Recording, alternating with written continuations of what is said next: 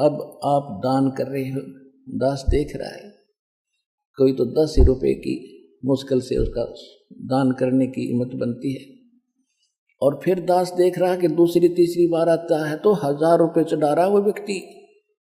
आत्मा गदगद हो जाती है कि मालिक ने सुन ली अपनी आत्मा की, क्योंकि परमात्मा का विधान है। कहते हैं आप 1 रुपया दान करोगे, 1000 देता दाता आपको। जो दान आप यहाँ करते हो वो आपका नहीं, वो तो भगवान का हो गया, आपका नहीं रहा। उसके बदले में आपको तो 1000 मालिक ने उसी समय लिख दिया आपके अकाउंट में, लेकिन वो अकाउंट आपको दिखता कौन? जो अकाउंट परमात्मा ने आपका खोल दिया दीक्षा लेने के बाद, वो बैंक अकाउंट सूक्ष्म है। आपके अंतःकरण में एक मैसेज पहुंच जाता है, भगवान के ऊपर आपकी एक और फाइल है, उसमें ये मैसेज ऐड हो जाता है। आपने 1 रुपया दान करा, 1000 आपके खाते में लिख दिया। तो जो पैसा आपका था वो यहाँ चढ़ाया हुआ पैसा आपका नहीं है, ये परमात्मा का हो गया। और इस परमात्मा के पैसे को आप सदुपयोग करो, यहाँ दुरुपयोग ना करना इसका। जो यहाँ भी सेवादार है, आने वाले भी जो कई बार देखा है थोड़ी बहुत त्रुटियां ये कर देते हैं, तो आपने सावधान रहना पड़ेगा। ये धनी का पैसा है, आपको तो दे दिया मालिक ने उसी समय, ये नहीं रखता अपने पास, ये तो पूर्ण परमात्मा है। कहते हैं चारों युगों में देख लो हमने किसका रखा मार। द्रौपदी ने 1 बिलांत का कपड़ा दिया था, 9 इंच ढेर लगा दिया उसका। सुदामा ने 4 चावल खुखवाए थे, महल बना दिया। तैमूर लंग ने 1 रोटी दी थी, उसको 7 पीढ़ी का राज बख्श दिया। कहते चारों युगों में देख ले हमने किसका रखा मार, हमने किसका लेकर ना दिया हो मारना, यानी कोई पैसा लेकर ना देने के उसने पैसा मार लिया मेरा। तो परमात्मा कहते चारों युगों में देख ले हमने किसका रखा मार, हमने किसी का पैसा रखा नहीं। तो सबसे पहले हमारे हृदय में ये समाना चाहिए कि हु इज गॉड, परमात्मा कौन है। और परमात्मा को पहचानने के लिए हमने कौन से प्रमाण स्वीकार्य होंगे? सबसे पहले हमारे सदग्रंथ। हमारे सदग्रंथ कौन से हैं? पवित्र हिंदू धर्म के नाम जो लिख दिए गए हैं, पवित्र चारों वेद, ऋग्वेद, यजुर्वेद, सामवेद, अथर्ववेद, पवित्र श्रीमद् भगवद गीता, पवित्र 18 पुराण। उसके बाद जो उपनिषद है ना, ये तो किसी ऋषि विशेष की अपनी अनुभव की कथा है, वो वेदों और सदग्रंथों इनसे नहीं मिलती है, तो वो उसके घर की है, उसको हमने नीचे लेना। दूसरे जो वैसे ये पवित्र वेद, पवित्र श्रीमद् भगवद गीता, पवित्र पुराण, ये हिंदुओं के नहीं थे, मानव मात्र के लिए है। उसके बाद विभाग बढ़ते चले गए, तो फिर जैसे पहले समय में आपस में कटे हुए क्षेत्र थे, जैसे समुद्र पार करके फिर अमेरिका, ये जो US से बोलो हो जिसने, वो इससे कटे हुए थी इस क्षेत्र से। तो वहाँ फिर काल भगवान ने बाद में ये कटे, पहले तो सिद्धियाँ थी, पहले भी ऐसे वहाँ जाते थे, एक दूसरे से संपर्क करते थे, सिद्धियों से जाते थे। तो उसके बाद वो क्षेत्र कट गया, तो काल ने दोबारा जैसे ईसा मसीह जैसे, बाबा आदम जैसे महापुरुषों का वहाँ जन्म दिया, फिर उसने अपनी छुरी अलग से पढ़ा दी उनको। और उसके बाद फिर ये पुस्तकें बन गई, जैसे तौरात, जबूर, इंजिल, और फिर ये कुरान शरीफ। तो ये जो वैसे वास्तव में ये पवित्र ग्रंथ जो पुराने हमारे सभी मानव मात्र के लिए हैं, फिर भी तो हम इन सभी सदग्रंथों को मान्य हैं। हिंदुओं को तो ये ग्रंथ मान्य है जो दास ने भी बताए, पवित्र चारों वेद, पवित्र श्रीमद् भगवद गीता, पवित्र पुराण। उपनिषद तो अलग चीज है, उनको तो भूल ही जाओ। वो तो किसी व्यक्ति विशेष का अपना जो अनुभव, उसने जैसा भगवान जाना उसमें वो कथ दी कथा, वो वेदों और गीता पुराणों से नहीं मिलती, वो ठीक नहीं। और फिर पुराण भी वेद और गीता से नीचे निम्न सत्र में आते हैं। वो श्री ब्रह्मा जी का ज्ञान अनुभव है, ब्रह्मा जी से सुनकर अन्य ऋषियों ने जो अपना अनुभव किया, उसमें फिर 18 विभाग कर दिए। वास्तव मूल शास्त्र हमारे पवित्र वेद, पवित्र गीता है। और पवित्र सूक्ष्म वेद है, वो कंप्लीट इन ऑल रिस्पेक्ट है, ऑल इन वन है, जो गॉड गिवन है, जो भगवान स्वयं देते हैं। वो वेद, वो है असली ज्ञान। उस असली ज्ञान को ही असली ज्ञान हमारे हृदय में समाने के लिए, जचाने के लिए इन पुराणों, वेदों और गीता का सहयोग दिया जाता है कि जो भगवान ज्ञान दे रहा है वो इनसे भी मिलता है, और जो इनके अंदर जो यथार्थ ज्ञान और भक्ति विधि नहीं है वो उस सूक्ष्म वेद में है। तो फिर हमें ये दृढ़ता आती है कि जो वेद बताते हैं केवल एक ओम मंत्र है, गीता बताती है ओम तत्सत, उस पूर्ण परमात्मा की पाने के केवल 3 मंत्र हैं। तो ये है इनकम्प्लीट ये कोर्स। और उसमें क्या लिखा सूक्ष्म वेद में? प्रथम मंत्र है वो 7 मंत्र हैं। वेद भी संकेत करते हैं कि जब तक तत्वदर्शी संत नहीं आता है तो 5 नाम दिए जाते हैं, और जब तत्वदर्शी संत आता है, जब वो समय आता है भक्ति का, तो उसमें 7 मंत्र दिए जाते हैं, और उसके बाद फिर 2 मंत्र और फिर कंप्लीट कोर्स करके मूल मंत्र दिया जाता है। तो ये है वो सूक्ष्म वेद के अंदर सारा ज्ञान का। तो कहने का भाव ये है कि पवित्र वेद, पवित्र श्रीमद् भगवद गीता, पवित्र पुराण, पवित्र बाइबल 3 पुस्तकों का पवित्र बुक का संग्रह है, और पवित्र कुरान शरीफ, पवित्र गुरु ग्रंथ साहिब। पवित्र गुरु ग्रंथ साहिब के अंदर जो महला पहला की वाणी है वो वाणी है उस परमात्मा से परिचित उस पुण्यात्मा श्री नानक देव जी की। उसके बाद जो अन्य गुरुदेव की जो वाणी गुरुओं की, यदि वो नानक जी की वाणी से और सूक्ष्म वेद से मेल नहीं खाती है तो वो उस सतर की वाणी नहीं है। तो इसलिए हमने अपने परमात्मा को समझने के लिए, अपने परमात्मा को पहचानने के लिए इन सदग्रंथों का सहारा लेना पड़ेगा, इनसे प्रमाणित करने पड़ेंगे।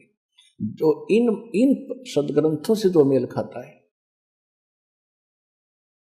और इस सदग्रंथों के ऊपर इस कसौटी में जो खरा उतरता है तो वो है परमात्मा।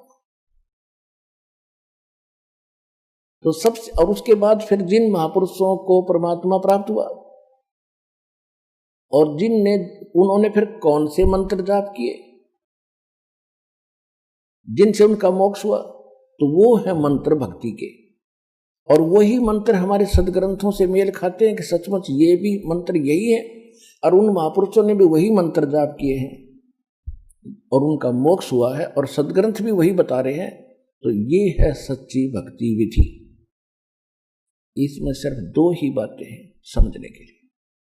एक तो हु इज रियल गॉड, वास्तविक भगवान कौन है, और what is the real worship of way of worship of God, परमात्मा के भक्ति की दो रियल सत्य साधना कौन सी है, कौन सा मार्ग है।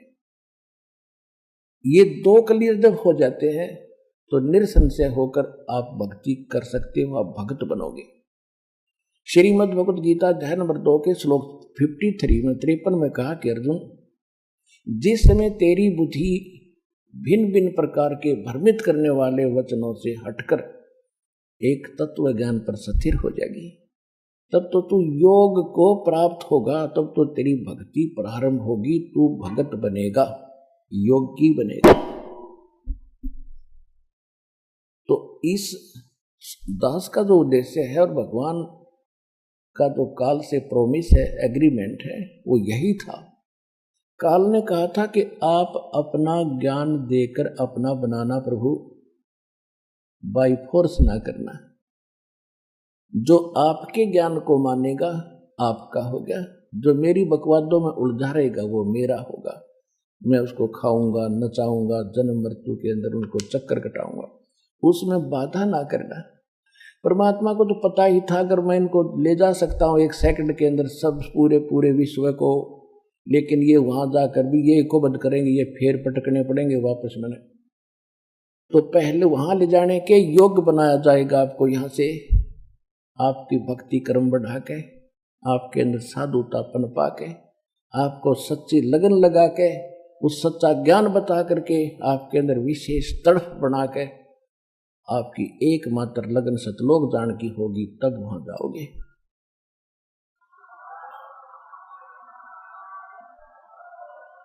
तो उसके लिए ये यहाँ की व्यवस्था और ऊपर की व्यवस्था का साथ साथ चित्रार्थ और वर्णन किया जाता है, ताकि आपका मन इस गंदे लोक से हटके उस सुखमय लोक में ऐसा प्रेरित हो जा जैसा हम वहां से यहाँ आने के लिए इतने उत्सुक थे। इतनी ही उत्सुकता, इतनी प्रबल प्रेरणा यहाँ से वहां जाने की हो। और ये होगी क्योंकि अभी तक तो हमें ज्ञान का कैक है भी नहीं पता था। हमने तो जन्म मरण के खचड़े कोई पूरा मान रखा है, तो बस यही है, इतना ही काम है, मरो सभी मरते हम भी मर जाते हैं, कोई फर्क नहीं पड़ने वाला। अब पता चलेगा इसे बहुत फर्क पड़ने वाला। कोट जन्म हो गया, हमने धक्के खाते, गधे कुत्ते सुअर बन के यहाँ भटकते। थोड़ा सा मनुष्य शरीर है, इसमें सुख का भोजन मिल जाता है, इस पे हम पता नहीं क्या बन बैठे। तो अब हमारी वो ज्ञान की आंखें खोलेगा भगवान, फिर हमने भूत भविष्य और वर्तमान सारा दिखाई देगा। तो जो प्रसंग चल रहा है उसी पर आते हैं। परमात्मा को पहचानना सबसे पहला काम है अपना, क्योंकि आज तक हमने डेफिनेशन ऑफ गॉड का ही नहीं पता। परमात्मा की, प्रभु की परिभाषा से परिचित नहीं। कोई कहता भगवान निराकार है, कोई कहता भगवान श्री कृष्ण है, श्री राम है, ब्रह्मा जी, श्री विष्णु जी, श्री ब्रह्मा जी, श्री शिव जी यही भगवान है, फिर हनुमान जी भगवान है, फिर गणेश जी भगवान है। उसके बाद ये मंडी मसाने जो हमने आप बना रखे हैं ये भी भगवान बना लिए। देखो परमात्मा की परिभाषा क्या है। परमात्मा की व्यवस्था ऐसी है, जैसे यहाँ आप देखते हो अधिकारी हैं, कर्मचारी हैं, अधिकारी हैं, और फिर मंत्री, मुख्यमंत्री, प्रधानमंत्री हैं, ये सभी साहब कहलाते हैं। जैसे कोई डिप्टी कमिश्नर साहब, कमिश्नर साहब, मंत्री साहब, मुख्यमंत्री साहब, प्रधानमंत्री साहब, राष्ट्रपति साहब, तो ये सभी साहब हैं। साहब माने मालिक हैं, भगवान हैं, प्रभु हैं। अपने अपने सत्र के, अपने अपने क्षेत्र के, अपनी जुरिडिक्शन में ये इतने इतने साहब सारे ही हैं। लेकिन रियल साहब कौन है? रियल साहब, रियल मालिक देश का राष्ट्रपति होता है। इसी प्रकार हमने इस परमात्मा की परिभाषा को समझना है। जितने ये देव हैं, गणेश जी हैं, ब्रह्मा विष्णु महेश जी हैं, और माता हैं, दुर्गाएं हैं, देवियां हैं, ये सभी साहब हैं, ये ईश्वरीय शक्ति प्राप्त हैं, लेकिन इनकी सीमा है, जुरिडिक्शन है। ब्रह्म 21 ब्रह्मांड का साहब है, ब्रह्मा विष्णु महेश एक एक विभाग के मंत्री हैं, साहब है मंत्री। रजगुण विभाग के ब्रह्मा जी, सतगुण विभाग के विष्णु जी, तमगुण विभाग के शिव जी। ये तो केवल एक ब्रह्मांड के अंदर एक विभागीय मंत्री है। और इनका पिता जो ब्रह्म है, जहां से बात शुरू ही थी कि ब्रह्म सरपुरुष, ये भी अपने आप को भगवान कहता है। ये केवल 21 ब्रह्मांड का प्रभु है, स्वामी है, ब्रह्म है। ये भी नासवान, इसके अंतर्गत जितने प्राणी सब नासवान, ब्रह्मा विष्णु महेश तक नासवान। उसके बाद ब्रह्म से आगे परब्रह्म, परब्रह्म माने नेक्स्ट गॉड है, अगला स्वामी, इसको अक्षर पुरुष भी कहते हैं। ये 7 संख ब्रह्मांड का प्रभु है, स्वामी है, साहिब है। इसके ऊपर है फिर पूर्ण ब्रह्म, परम अक्षर ब्रह्म यानी सत्य साहिब। वो असंख्य ब्रह्मांड का प्रभु है, असंख्य ब्रह्मांड का मालिक है, इंक्लूडिंग अक्षर पुरुष एंड सर पुरुष। इन सब के ऊपर मालिक है। वो ही वास्तव में पुरुषोत्तम है, उसी को वास्तव में परमात्मा कहा जाता है। श्रीमद् भगवत गीता अध्याय नंबर 15 के श्लोक 16 और 17 में 3 पुरुष स्पष्ट बताए। सरपुरुष ये 21 ब्रह्मांड का स्वामी, ये ब्रह्म काल है। 7 संख ब्रह्मांड का स्वामी है वो अक्षर पुरुष है, जिसको परब्रह्म भी कहते हैं। ये दोनों के, इन दोनों के जितने भी प्राणी हैं इनके अंतर्गत सब नासवान है, और ये स्वयं भी नासवान है। गीता अध्याय नंबर 15 के श्लोक 17 में कहा कि उत्तम पुरुषत्व अन्य परमात्मा इति उदाहरते है, ये लोग धर्म आविश्य विवर्ती अवैश्वर है। वास्तव में उत्तम पुरुष श्रेष्ठ भगवान तो इन दोनों से अलग है, सरपुरुष और अक्षर पुरुष से, और उसी को परमात्मा कहते हैं। ओए होए पुण्यात्मा, जहां ये ऐसा जुल्म हो रहा है, आप कश्मीर में देख रहे हो क्या हाल हो गया। जिन कोठियों के चिपके बैठे थे उनकी छात पर बैठ कर जीवन रक्षा मांग रहे हैं और उनको उठाकर बाहर निकाला जा रहा। झांकते भी नहीं उन कोठियों की तरफ, केवल अपनी जान दिखाई देती है, कहीं दो टूक मिल जाए। तो पुण्यात्मा इसे गंदे लोक में, इसको हम परमात्मा कह सकते हैं जहां हम रह रहे हैं। पीछे केदारनाथ के अंदर कितना नाश हो गया था, जगह जगह कैसा हाल हो जाता है। कोई दुर्घटना से मर जाता है, कहीं भूख मरी है, कहीं पर एक्सीडेंट हो गया, कोई कैंसर से पीड़ित है, कोई किसी कष्ट से दुखी है। जिस लोक में आप रह रहे हो क्या परमात्मा का लोक हो सकता है? लेकिन ये भी परमात्मा प्रसिद्ध हो रहा है। अब इस गीता अध्याय नंबर 15 के श्लोक नंबर 17 में स्पष्ट कर दिया है कि उसको परमात्मा कहते हैं। परम आत्मा, श्रेष्ठ आत्मा। तो भगवान इसलिए कहलाता है कि वो परम आत्मा है, वो श्रेष्ठ आत्मा है। श्रेष्ठ आत्मा वो है, आत्मा है तो परमात्मा साकार है। हम भी आत्मा है, हम परमात्मा नहीं है, हम आत्मा है।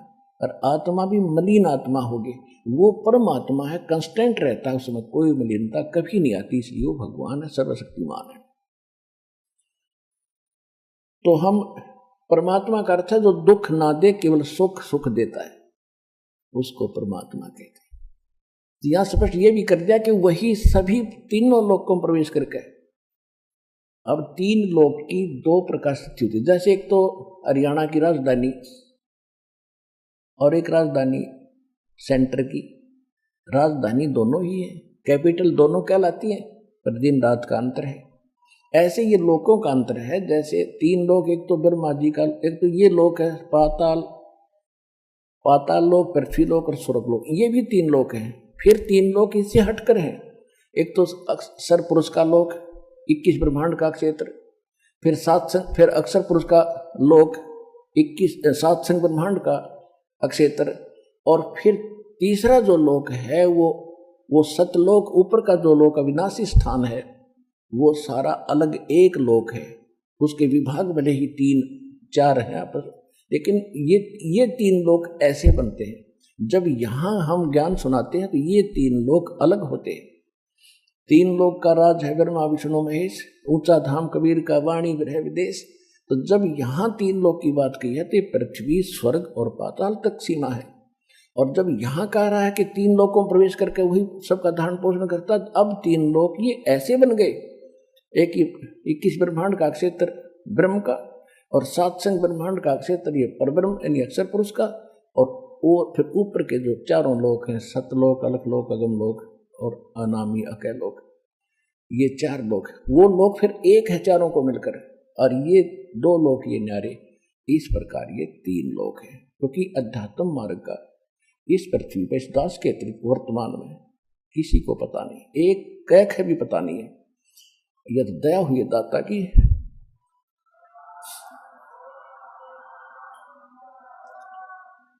ये सब अपनी अपनी डफड़ी पीट रहे हैं। ये तो इतना है कि जैसे आम जनता है, उन्हें अपने काम से मतलब है, और जो साधु संत बना दिए काल ने, उनकी मजबूरी है सदग्रंथों को पढ़कर उनको बेवकूफ़ बनाने की। तो उन्हें जैसी अटपटका दी, श्रद्धालु को क्या पता, ये टीचर विद्यार्थी को क्या पता, टीचर 2 दूना 6 गलत पढ़ा रहा है। वो तो 2 दूना 6 2 दूना 6 कल सुनाना है, 2 दूना 6 2 दूना 6 हट कर दिया, 2 दूना 6 ही हो गया। अब 2 दूना 4 बताते हैं तो दस्ती नहीं उनका, क्योंकि 1000 वर्ष से ये सुन रहा 2 दूना 6, लेकिन 2 दूना 4 तो 4 ही रहेगा, कभी ना कभी स्वीकार भी होगा। तो कबीर भगवान है, कबीर परमात्मा है, ये ब्रह्मा विष्णु महेश 2 दूना 6 पढ़ रखा तुम, जो भगवान नहीं है। ये 2 दूना 6 नहीं, 2 दूना 4 कबीर साहब है। तो कहने का भाव ये है पुण्यात्माओं, ज्ञान से ही ज्ञान होता है। ज्ञान हमें पता मिला नहीं, सतगुरु हमें मिले नहीं, सत्संग हमें सुनने को प्राप्त नहीं हुआ, तो अज्ञान की गठड़ी बांध कर आराम से ढोए फिर रहे थे, लद्दे फिरते थे उस पर। अब वो पटकनी उठा के अब ये धरनी भगवान वाली आपके ऊपर, ये आपको सदा सुखी करेगी। परमात्मा को सबसे पहले हमने परमात्मा को पहचानना है। और जब तक हमें ज्ञान नहीं होगा तो हम कैसे आगे बढ़ेंगे। तो यह सिद्ध हो गया कि परमात्मा की परिभाषा या इतनी बन गई, 2 अक्षरों में आसानी से समझ में आ गया। आपके 10 मिनट का सत्संग है, ज्ञान समझने को चाहता हो समझना, इतनी सी बात है। सदग्रंथ आपके पास है, अध्याय श्लोक दास बता रहा है और दिखा भी रहा है समय समय पर। तो जल्दी समझो, जितना देर करोगे पछताओगे। अब हम आगे बढ़ते हैं।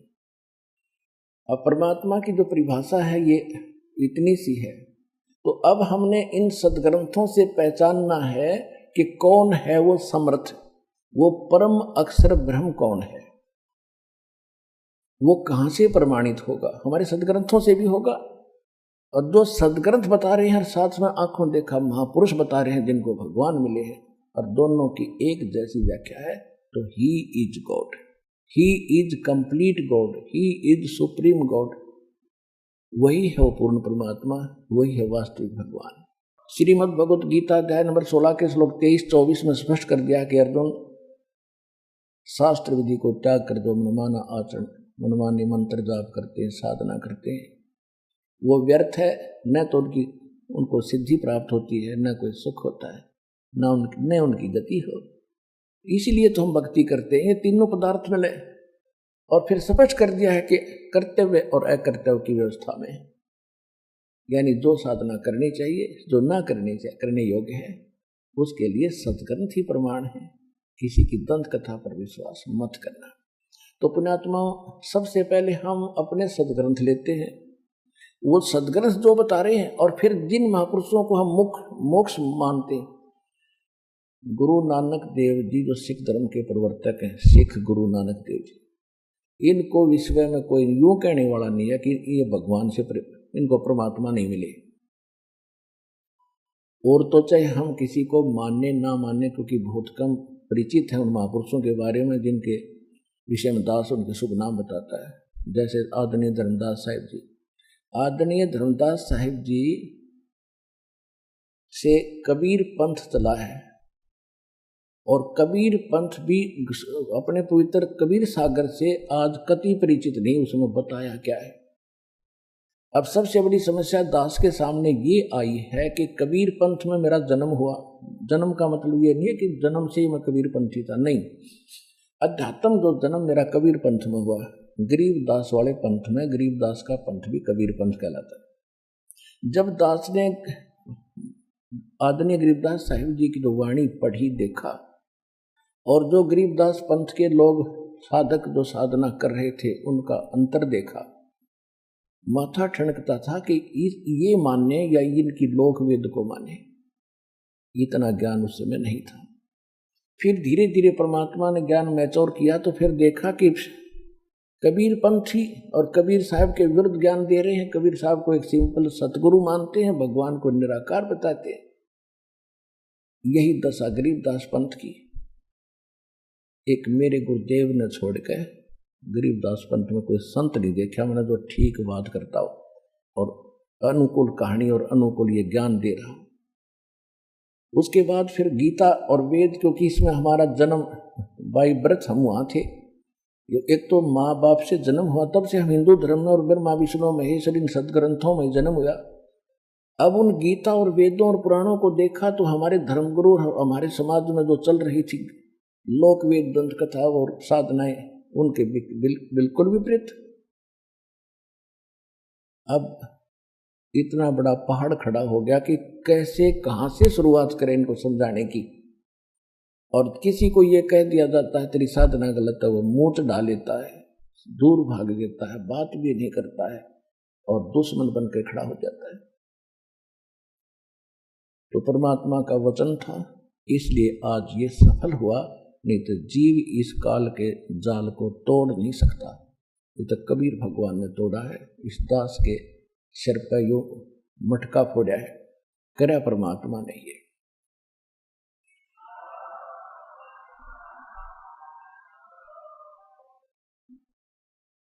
अब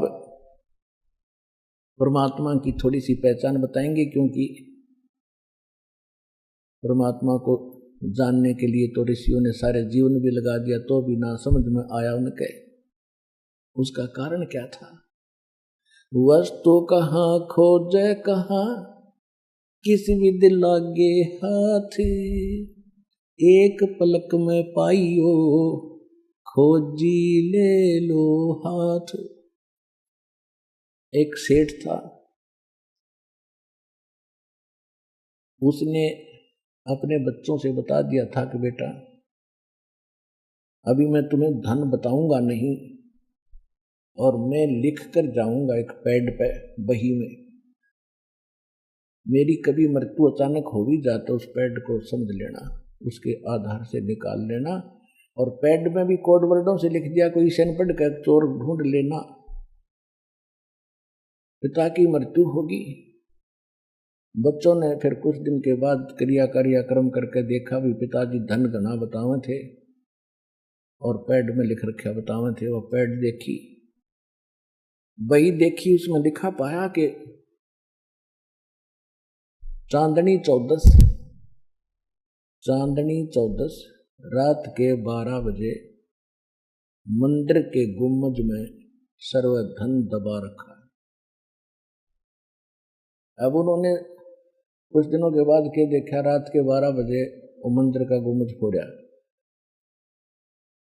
मंदिर का गुम्बज फोड़ कर देखा, उसमें कुछ नहीं पाया, तो बड़े चिंतित हुए कि इतना धन, और पिताजी तो गलत लिख गए, ये तो बहुत, अब वो मिलेगा नहीं, क्योंकि जहां उन्हें लिखा हुआ हमें मिला ही नहीं, तो और जगह खोज कहाँ सकते। बड़े चिंतित उदास थे।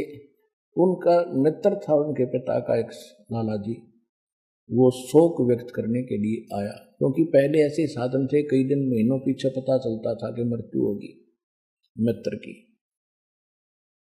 बच्चों ने अपनी समस्या बताई कि अंकल जी ऐसे ऐसे मेरे पिताजी ने धन लिखा था, वहां मिला नहीं, और हमने तो बड़ी चिंता होगी, बहुत बड़ा धन है।